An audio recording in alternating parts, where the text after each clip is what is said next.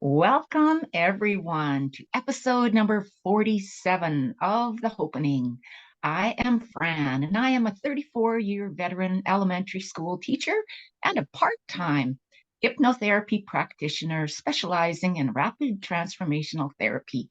My beautiful co-host is Marina, and she is a full-time clinical hypnotherapist specializing in rapid transformational therapy. She is also a part-time Christmas carol singer with a big band, and this is her busy time of year. So we welcome you to the Hopenning, a place where hope happens when you open yourself up to it.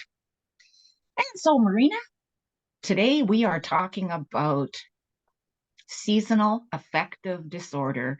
Short, it is sad. It is certainly sad to have seasonal affective disorder. Um, we also call seasonal affective disorder seasonal depressive episodes. And so, Marina, have you had any experience with this yourself? Well, the interesting thing, Fran, is my mind, the moment you and I started to talk about doing this, went to two places. And the first one is since moving to North America, to Canada specifically, from sunny South Africa, and a lack of the exposure to sunlight. Not as bad down here as where you are up very north. It created an awareness, and even within myself, if I don't keep myself busy, very busy, I know that this would be a much bigger issue for me. And there comes times that I just want to escape. And so my husband and I make a point of booking a trip to a warmer place once a year, when it's really dreary. If you would see out of my window right now, it's minus 30 degrees Celsius, which is about minus 22 Fahrenheit. It's cold. It's cold. So that's the one thing. But the other thing that got to me thinking of this is seasonal, as in the holiday season. And where a lot of people, and we talked about this a year ago, a lot of people are really struggling with getting through the holiday season, being alone, and just memories it brings up for them. And that is something I have to tell you that I see quite frequently. How about you? You know, I have friends. Um, I don't suffer with it myself, but I have friends who do, and it's quite interesting because there are symptoms of seasonal affective disorder or seasonal depressive episodes that are the same as depression, and so psychiatrists, psychologists have classified seasonal affective disorder as a subset of depression just because there are so many symptoms that are the same. The only thing that they are saying that is different is it's related to the seasons, and in particular the winter season. Now, there are some people around the world who get it in the summer as well and in the spring, but it's most common in the winter seasons, and they've related it to the amount of daylight. And which is super interesting because I did some studying on this, and the rate of seasonal affective disorder in Florida, what would you think it might be? Hmm.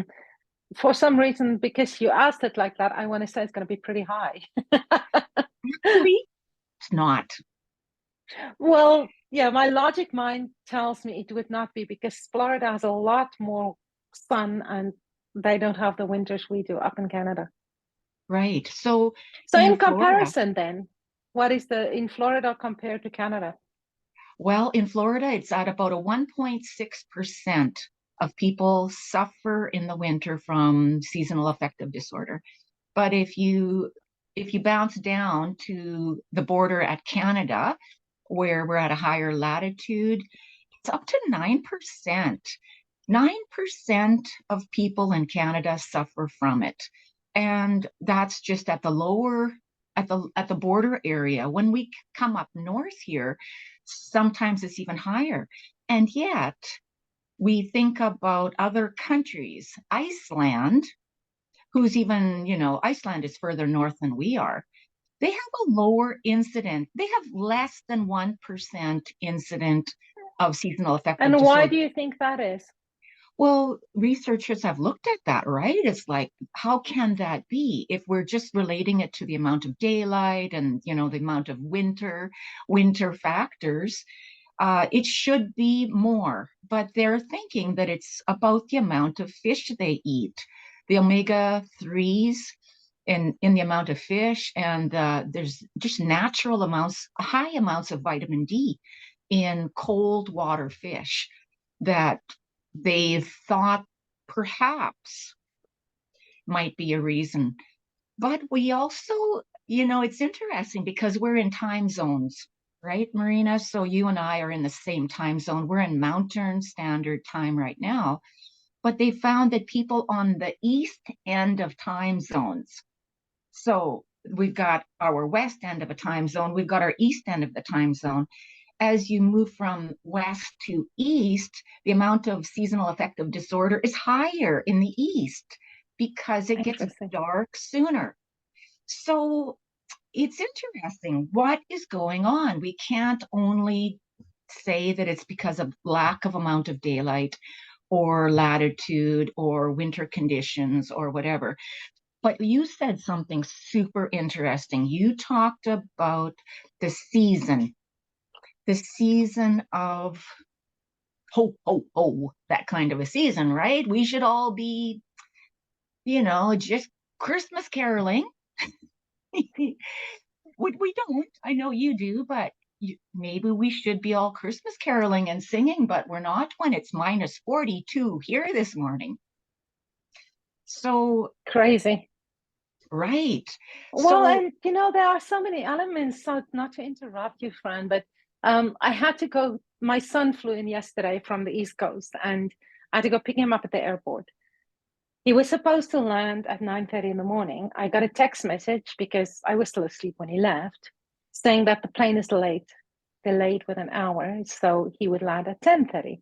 So I had a client, so I put the flight tracker on, and then when my client was done and I looked at the flight tracker thinking they probably have landed, I need to jump in the car.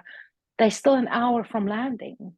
So because of the wind going west to east, they were delayed, and it was super cold also yesterday. And then they landed at 11:30, and then the pilot could not connect to the ground crew, and they couldn't get a gate. And they sat in the plane for another, I would say, good hour and 15 minutes before they could get a gate and get out. And then there was nobody to deal with their luggage. And so he was supposed to land at 9:30. I saw him at just after 2 o'clock in the afternoon. The stress on me, having to wait at the airport and having so many other things going on me. And then today, I had to go pick him up at his girlfriend's mom's house in the town next door. And the roads were atrocious. And that stress, driving in these winter conditions, to me, is not one of my favorite things. Many years ago, I was in an accident where I slipped on black ice. And it's still, that memory still comes back to me whenever I drive in this extreme cold conditions. So contributing factors, just driving, then having to drive him somewhere and come back home for him to meet his father. It was just stress, stress, stress. And everybody's out shopping, of course. of course, right. Yeah. So I've looked at different research in regards to seasonal affective disorder, and they have found that people who have had more, have had more trauma in their lives, especially as children, tend to have higher rates of seasonal affective disorder, which is super interesting, right? So, what is it? So, there's in our body with seasonal affective disorder, the hormones melatonin and serotonin play key roles.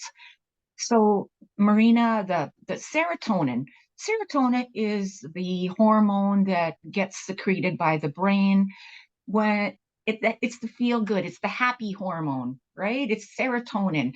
And so when we are in a happy place, we've got lots of serotonin going. And they found in people who are suffering from this disorder that their serotonin levels are low. And so are the melatonin. Melatonin is high, serotonin is low. And melatonin is the sleep hormone, gets us to sleep. So that is some of the symptoms of seasonal affective disorder. Wanting to sleep a lot. We often is a wanting carbohydrates, craving carbohydrates, the sugary, the lots of flour, that those the comfort foods. We've also got a brain fogginess going on with seasonal affective disorder. And of course, lack of enjoyment in the things that we usually enjoy. And number one is tending to isolate, loss of connectivity between ourselves and the community at large. Well, there's lots of issues in the winter that cause a lot of that stuff to go on. Like you said, if the roads are really bad, we're not going to be going places, and we're not going to get gathered together with friends and family or whatever. If the weather is bad, we're going to end up staying home, and that sense of isolation gets worse.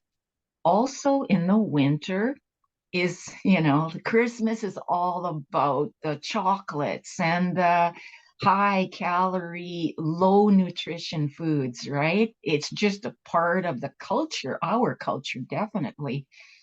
But maybe it plays a role in providing us with more serotonin so that we can feel better. The sleep, not much to do outside when it's minus 42 and the sun doesn't come up till almost 10 o'clock and goes to bed again, at 4:30.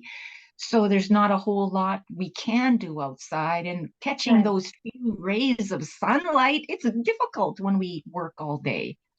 And so it Well, to seems like me, there's so also many when the things weather against, is like this, right, Fran, I don't get to walk my dog. It's too cold. right? Yeah. And lots of times even the dogs don't even want to go outside. Right. They I take don't one blame step them. and come back in. And so we are at it seems like it's like a vicious circle. We don't go get outside to get exercise. We are not leaving our house. We're not getting the sunshine that we need. We're not getting the gatherings of people that could help make us happier. There's just seems like a convergence of lots of the negative and not enough of the positive to pull us out of that state of mind. Yeah. And so it's interesting. So Marina, what have you found in your practice or in your what helps? What do you find is helping? As always, Fran, you always can look at the core, why this person feel the way they feel, and always go look at what caused this to show up in their life. And many times, 99% of the times, it is just the way they feel about themselves and the feeling of being isolated, the feeling of being alone, the feeling of, in a sense, not belonging. And when I immigrated to Canada, one of the first questions is, how do you get through the winter? And a lot of people said by doing winter sports. Now, I was 32 years old, and I just couldn't get myself to do those winter sports. Yes, I like to gym, I like to work out, I like to walk, I like to do things like that.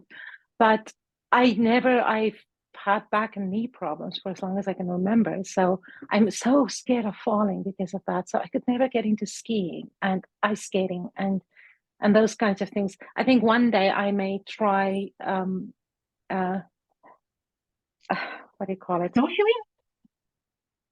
Yeah, I've snowshoed. Yeah, I've done that. Out at my cabin, I have my snowshoes there because it's just a bit better. Sorry, my pets are going a bit crazy around me today. Normally, I close my office door, but I'm home alone right now, So it's a novelty, and all the kids, not the kids, but the furry kids are coming in. Curling. I thought at some point in my life I would try curling. Like I picked up golfing in the summer months a few years ago, and I love it. But it's that keeping busy. How do you survive? You keep busy. But what if people can't? What if they can't?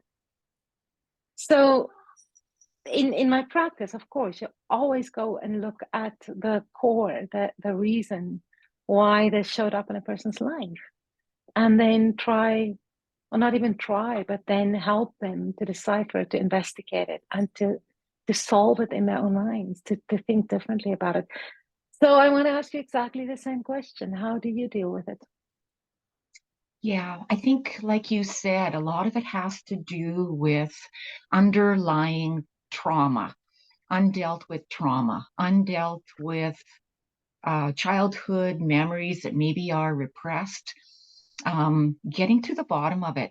And lots of times, people who haven't had work done with trauma by a psychologist, a therapist, what we do, they think about trauma as the real capital T trauma, right? The capital T, where there was physical abuse, mental abuse, different types of that type of abuse in your childhood. That's capital T trauma. But there's also the small t trauma, where perhaps you had a parent who was, disconnected from you, a parent who was unavailable, a parent who had their own issues, a parent who was highly critical. And, in oftentimes, those compounded daily criticisms by someone that you really want just to love you, right? Just to show that you're being loved, compounded day after day after day after day, creates the trauma that creates problems into adulthood, whether it's a depressive episode or it's seasonal depression.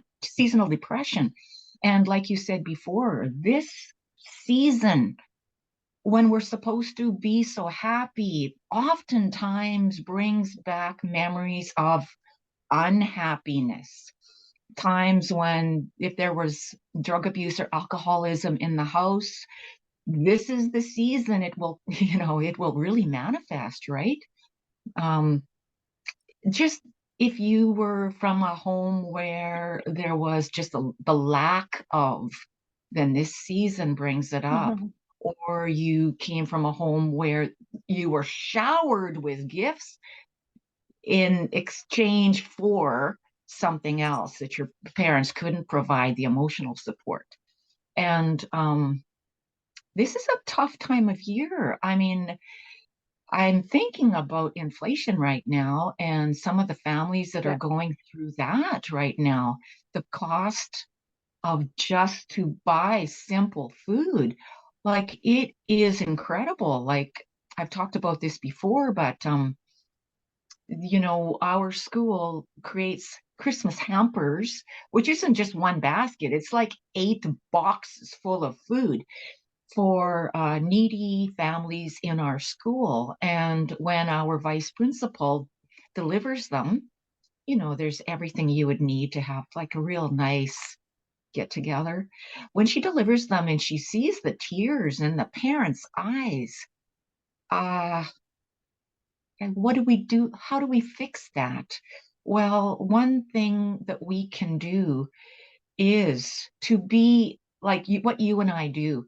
We try to get to the underlying capital T or small t trauma, whatever it is that's triggered, because it really is triggered when you have the lack of serotonin to give you the feel good. Well, it's super easy to get triggered by emotions that are just below the surface, episodes that are just below the surface. It's easy to get triggered. It's easy to fall back into hopelessness because it really is.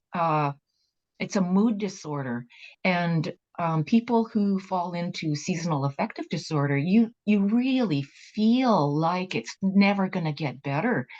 you can only think about like this global hugeness of this heavy depression upon you. Oh my God, it's always you use the term always. Why is it always so cold? Why is the traffic always so terrible? Why is it always snowing? Why is it always, right? We tend Mhm, to mhm. globalize it, giganticize it so that it's not just today, it's the months and months and months. And yet in reality, it's not. But they don't, people a lot of times don't think of the moment by moment. It becomes, this is the way it's going to be forever. Yeah, you hit the nail on the head. I see this year very profoundly, the absolutely out of control inflation and the effect it has on everyday people. And that whole act of gift giving that is unfortunately, I think, what the season became, where it's yeah, and the emphasis on everything materialistic. And this year it's not that easy. It's not that easy for a lot of people to deal with that. So just a lot of emotions are coming up, a lot of my clients, which Mhm. meant that I've been super busy. It's just people are emotionally depleted this year. I have not seen this in the last few years. There's the absolute emotional, I'm done, I'm tired. Um, is there a way out? I've seen this, I cannot tell you how many times. It's actually disturbing. But we are in this business of giving hope. And you and I, even in this is not our business, this is our passion, to give hope to people, to be at this place where hope is happening.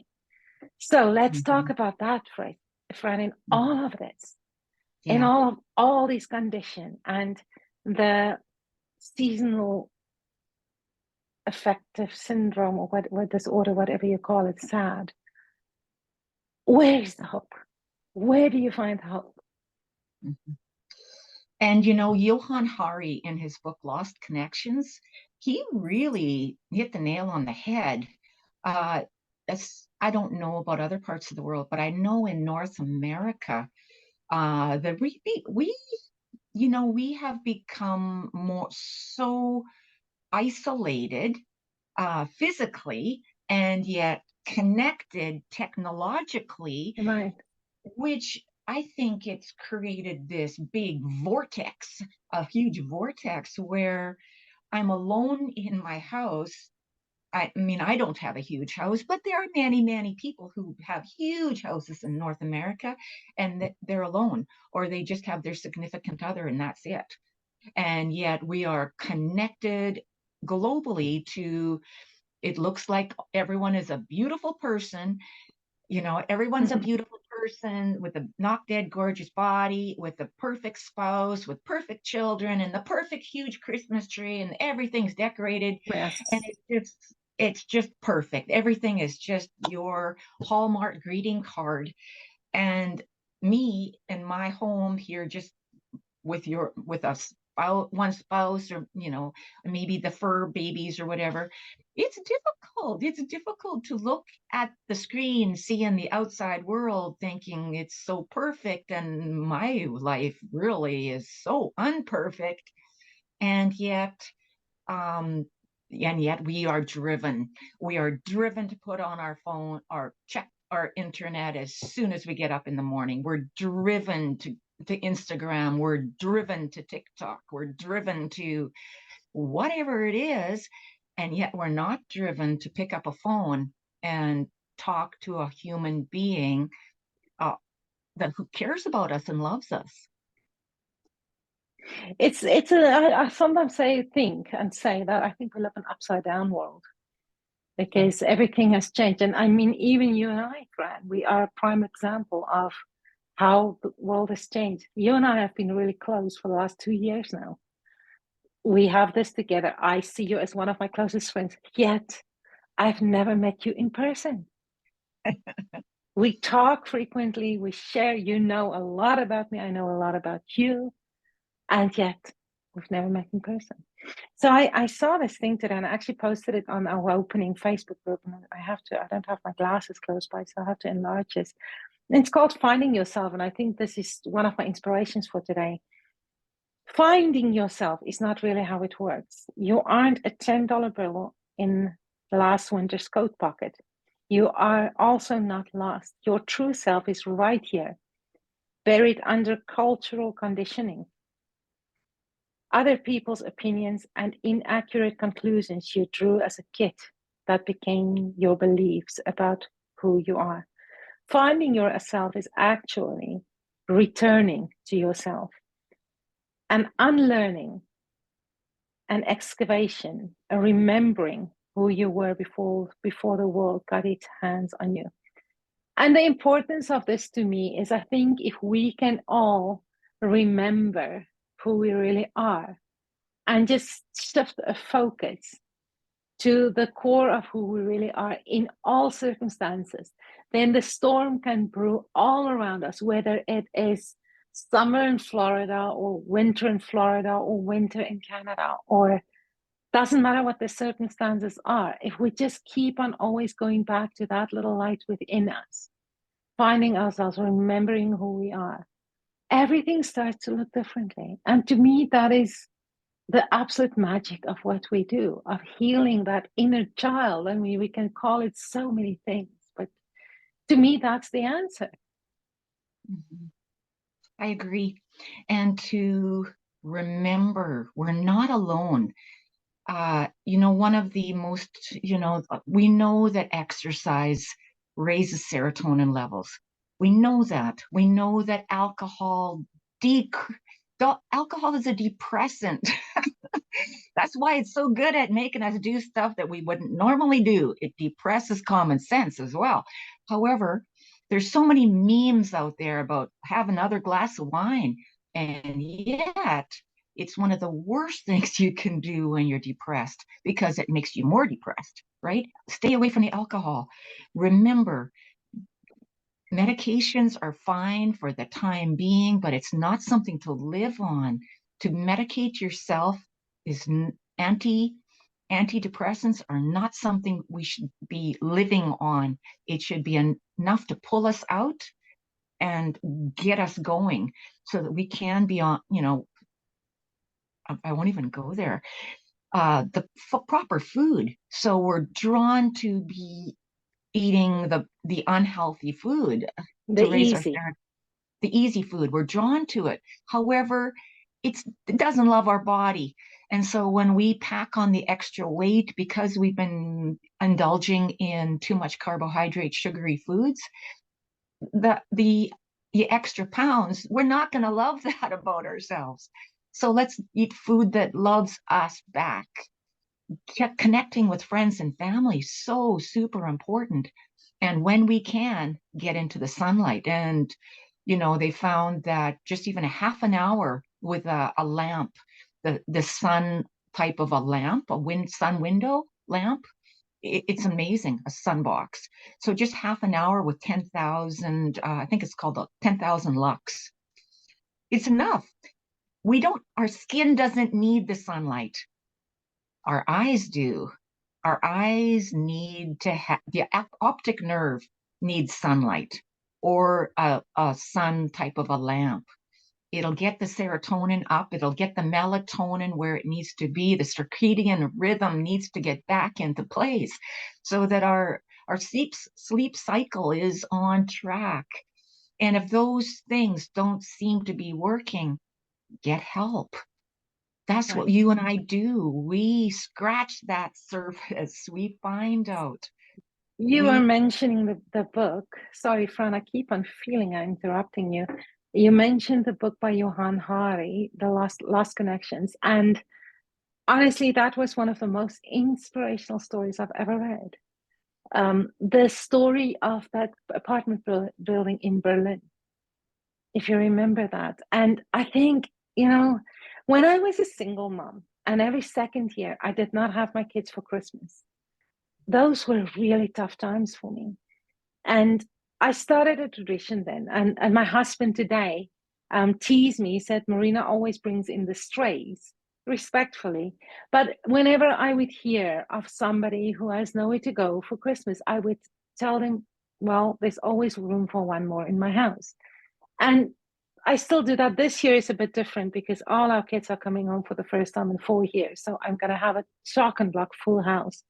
But that's just who I became, like Thanksgiving, Easter.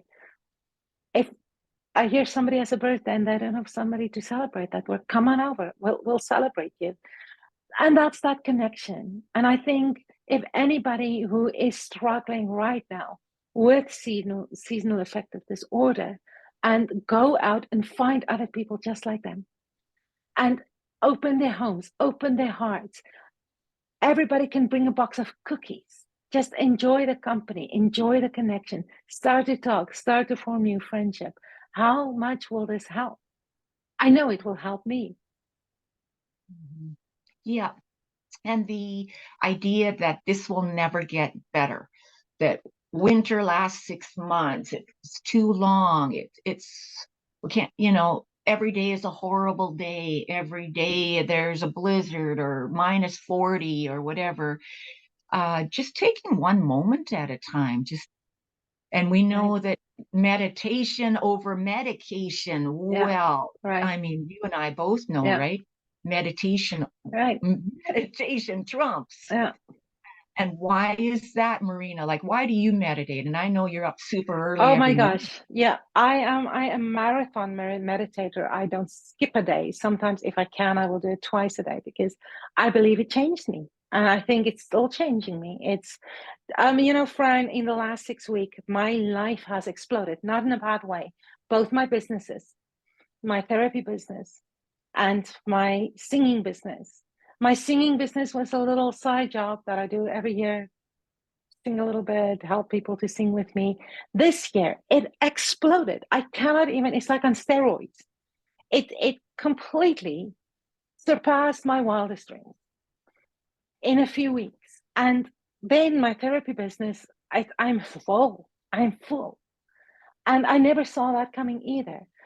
And I swear that the only reason I did not lose my mind is because I meditate. I don't miss that because it calms me down. It calms my brainwaves down.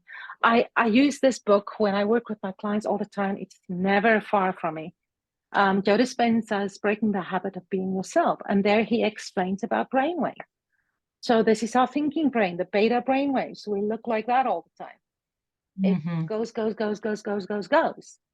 And when we are children, when people convince us there's an obese man in a red coat jumping from chimney to chimney with reindeer that can fly, there you go. That's my next book here. Two of the best books ever to read. And the other one is You Are the Placebo. But I was listening to Joe Dispenza today, and when you do the breathing right and you get into the meditations, those hormones that you were talking about, it's serotonin, right? The feel-good hormone. What was the other one? Serotonin and melatonin. Those two, when you go into that meditative state, they actually increase. That's just part of the physiological things that happen when you meditate. But I feel that I think we overthink things a lot, and we a lot of times we fear the unknown. We fear things that hasn't happened. We fear, oh my gosh, how am I going to afford Christmas? Do you really know that you have to afford Christmas? I talked to somebody this morning who heard somewhere about, oh my gosh, yeah, the world finances is going to collapse. You don't have to apply for your mortgage. I'm like, what? No, no. That is just somebody. Yeah, you don't know that. You don't have certainty of that. You cannot base your entire life on that. We fear things. We base our life on things that's not facts. And you and I test this every day in our practice. Power of suggestion. When we can tell people your eyes are now glued shut, sealed shut, locked tight. Try and open your eyes, and they go like, no, my eyes are shut. It's just a suggestion in exactly the same way that we subscribe to, oh my gosh, life is so difficult. It's winter again. I don't get enough sun. Change your perspective, change your focus, and you will change your life. I posted that in our Facebook group yesterday, and somebody actually questioned me on that. If you change your perspective, you will change your life. And it's one of my old high school friends in South Africa asked me about that. And I'm like, is that the glass half full? Honestly, in South Africa specifically, they don't have electricity anymore. They don't have enough electricity to go around. So yes, it's -30 as I'm looking out my window, and it is 4:40 in the afternoon, and it is just about dark. But guess what? I have electricity. I'm in a warm home. I'm surrounded by people that love me. My dog and my cat worship me. I have so much to be grateful for. I have clients who love me. I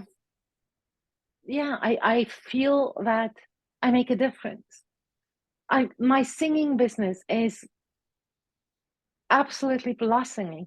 And my singing business, do you know what I give people? I give them hope. Singing Christmas carols to people this time of year, it lights them up. It gives them hope. I do that. So much to be grateful for. I can sit here and tell you, Fran, no, you know what, this year is too much for me. I cannot do this anymore. I am burned out. I'm tired. I'm overworked. But no, that's not my story. That's not my perspective. So each one of us, if we go look really hard, each one of us have something to be grateful for. Read this book, read Fran's book, read Johan Hari's book.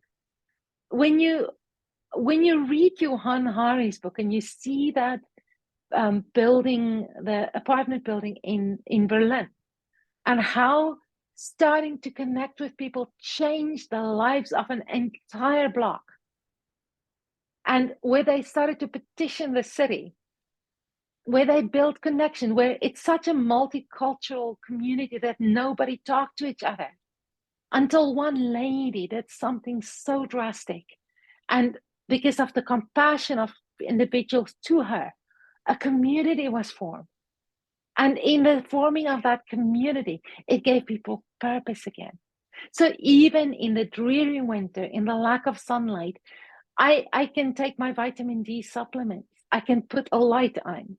I can buy a sad light, a seasonal affective disorder light. They exist. I can do that. I can create a connection with somebody that touches my heart, that gives me all the hope in the world. So I feel like I'm preaching now, but anyway, that's my 2 cents. And that is really when it gets right down to it, that's what it's all about, right? It's the connection. It's the connection, and whether it's through writing and mailing Christmas cards. Like, I mean, I still do it. I know a lot of people don't, but I do. And it's fun for me to write those Christmas cards and take them to the mail.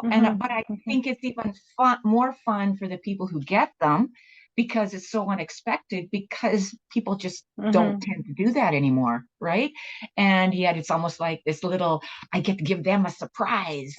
So when they do get their surprise, this actual paper copy of something, and it's not a digital version, it's a wonderful surprise. And right. so this year too, I mean, I'm wearing a knee brace because I fell ice skating last week, so I can't do a whole lot. But it's a wonderful surprise for me when I come home from my X-ray appointment and I see my driveway shoveled by my neighbors next door. Amazing. It's like, give them a call and they're gonna get something nice for Christmas, like something that I just baked. Right. So it's like you give and take, and it's building connections, and it's remembering, no, the winter does not last forever. Right. Is it, I think it's tomorrow, actually, the shortest day of the year, Marina. Yay. I always tease and say it's the first day of summer for us. That's right. I mean, it's all downhill from here. So, there's so much we can do. and I think the thing is, there are things we can do. If we just sit and feel sorry for ourselves and do nothing, nothing will change.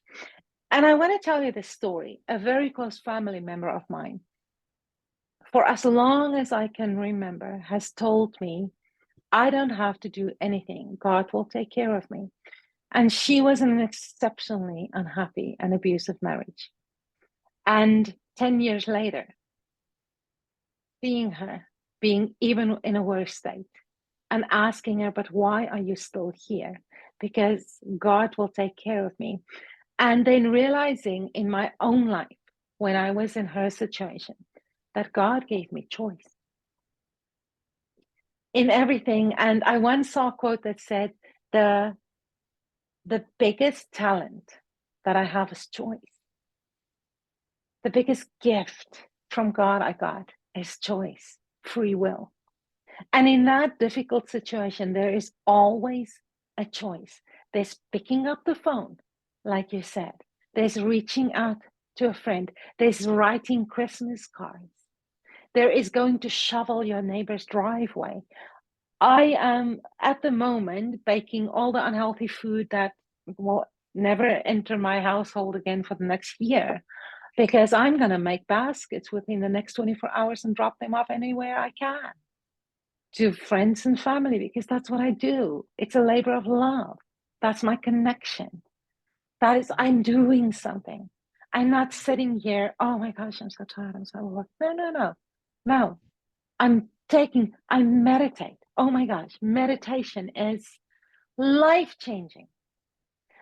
Joe Dispenza, he has so many. If you want to lift yourself up, go on YouTube and search Joe Dispenza testimonials and binge watch them. And by the end of the season, contact me and say, seasonal disorder, what are you talking about? It's gone. Because that is hope right there. It's people who completely heal themselves, change their lives on so many levels. So binge watch that.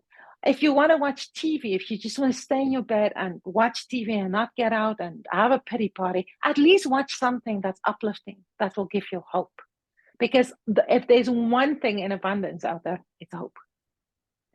And if you can't do it for yourself, do it for your kids, because the number one predictor of depression in children is what they saw their parents doing. And yet it's not a one-to-one correlation. It's children have 3 to 6 times higher rates of depression with parents who were suffering from depression as kids who didn't have parents suffering depression, 3 to 6 times. So if you can't do it for yourself, do it for your kids, because they're watching. And there's, people say there's a genetic link, the genetic link is not as strong as the modeling. The modeling is far supersedes any genetic link to depression. So yeah, do it for your kids and your grandkids, because it will continue. Right. Well, this was fun. Lots of fun. It reminds me, Fran, it's a year ago that we recorded Dreading Christmas. Yeah. And it's amazing how fast this year has gone. So here we are again on the doorstep of Christmas. Mm-hmm. And so with this, our last episode before Christmas, I want to wish everybody a phenomenal Christmas this year. I think you should sing it. I think you should sing it. I should sing it. That's what you do. We wish you a Merry Christmas. We wish you a Merry Christmas. We wish you a Merry Christmas and a Happy New Year. There you go. Love you, Marina. Love you too, Fran, and everybody else there, sending you all our love and all our hope and all the best for this season. You can do this. See you soon.